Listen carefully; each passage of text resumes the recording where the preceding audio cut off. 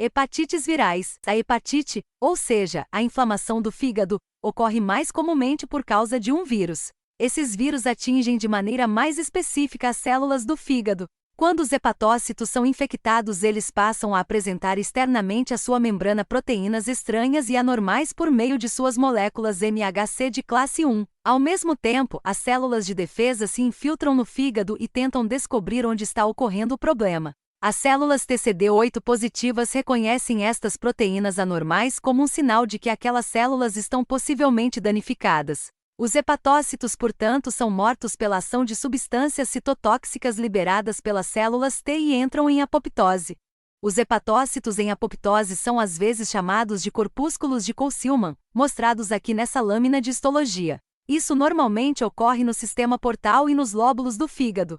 Esta toxicidade nos hepatócitos é o principal mecanismo por trás da inflamação do fígado e, eventualmente, da lesão hepática na hepatite viral.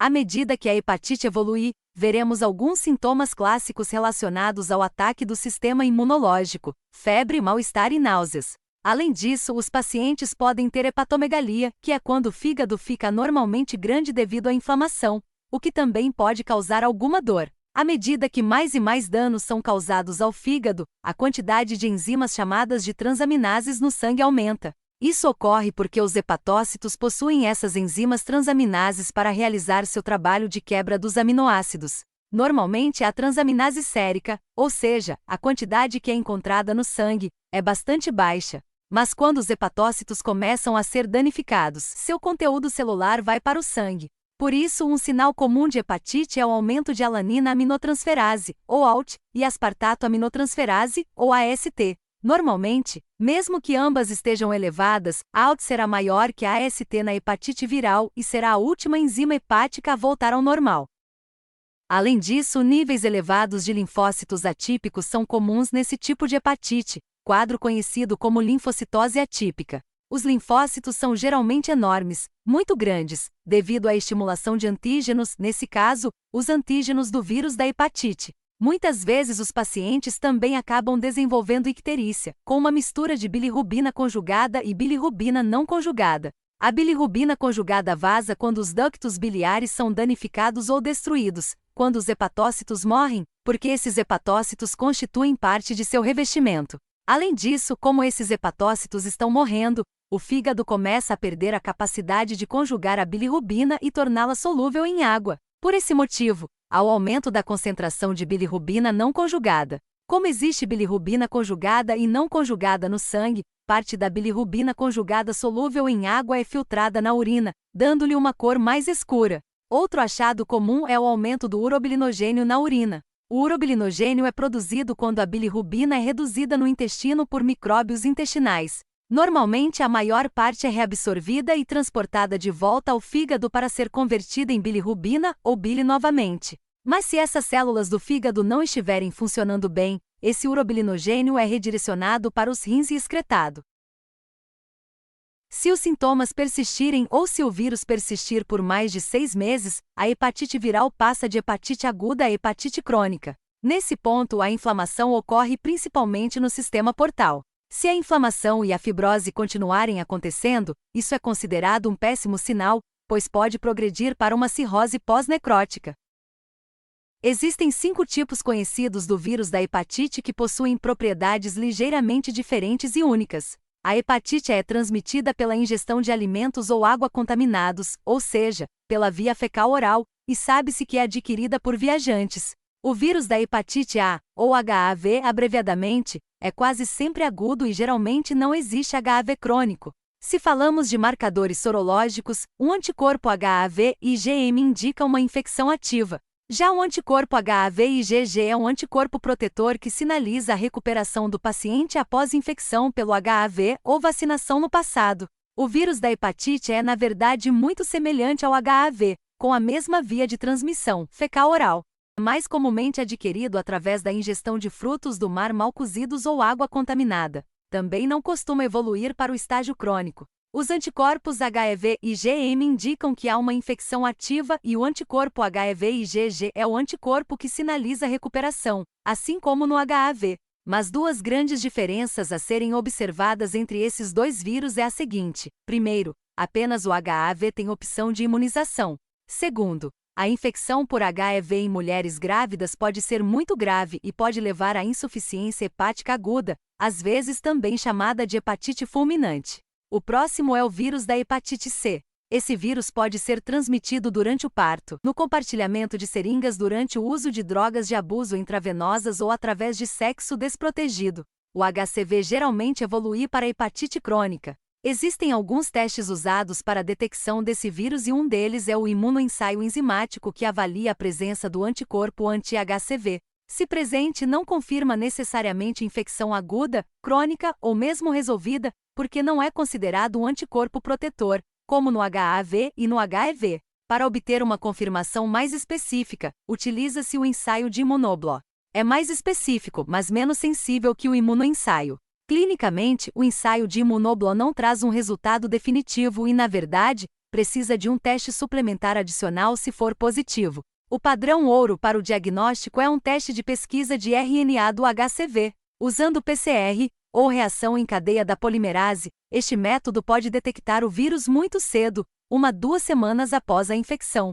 Basicamente, ele detecta os níveis de RNA viral no sangue, o que nos informa os níveis do vírus circulando. Se os níveis de RNA começarem a diminuir, sabemos que o paciente está se recuperando. Se a concentração de RNA permanecer a mesma, o paciente provavelmente tem HCV crônico. O HBV é igual ao HCV, pois é adquirido através do sangue contaminado. A via de contaminação é a mesma: parto, sexo desprotegido, dentre outros. O HBV, no entanto, só evolui para hepatite crônica em 20% dos casos. Mas isso também depende da idade em que alguém foi infectado.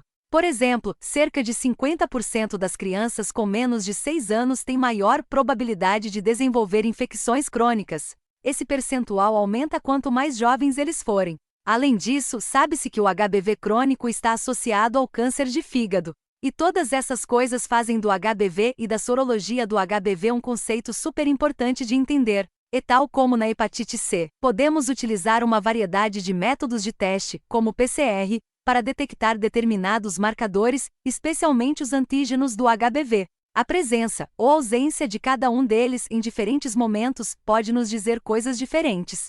O principal marcador para a infecção pelo HBV é o antígeno de superfície, considerado o supervilão dessa história. É chamado de HBsAg, que significa antígeno de superfície da hepatite B.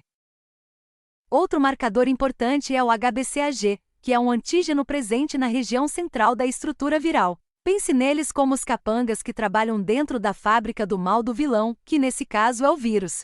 Finalmente, existe outro antígeno, chamado antígeno HBeAg, que é secretado pelas células infectadas. Esse último é o marcador de infecção ativa. Junto com o DNA viral, eles nos dizem que o vírus está se replicando e infectando novas células.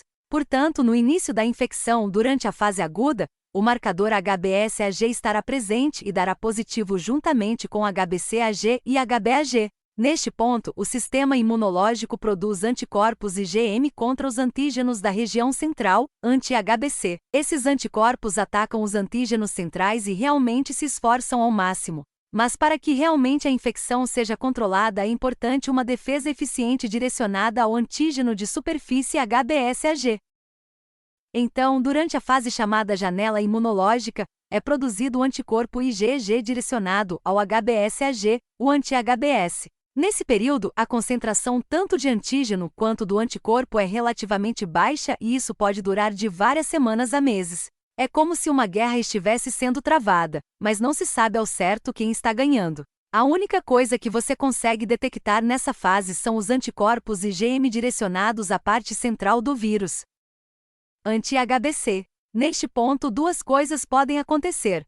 Se o anti-HBs aparecer, então o hospedeiro terá sua infecção controlada. A outra possibilidade é que o vírus vença e o HBsAg ainda seja detectado, indicando que a replicação está ocorrendo e a fábrica viral está funcionando novamente. O ponto principal é que não haverá IgG para antígenos de superfície. Independentemente de quem ganhe, os anticorpos IgM serão promovidos a IgG por volta de 6 meses, mas isso não significa que o hospedeiro esteja protegido. Portanto, é importante observar que há a necessidade da produção de anti-HBs para vencer a infecção, mesmo com a presença de anti-HBC. Se a batalha for perdida, o hospedeiro avança para a hepatite viral crônica, definida pela continuação da infecção após 6 meses. Quando crônico, o hospedeiro pode estar assintomático, mas em seu sangue poderá ser encontrado o HBsAg e HBcAg, nenhum DNA viral ou HBeAg. Basicamente, podemos dizer que o vírus ainda permanece no hospedeiro, só não está se replicando. A pessoa ainda pode transmitir a doença, mas o risco de contágio é menor.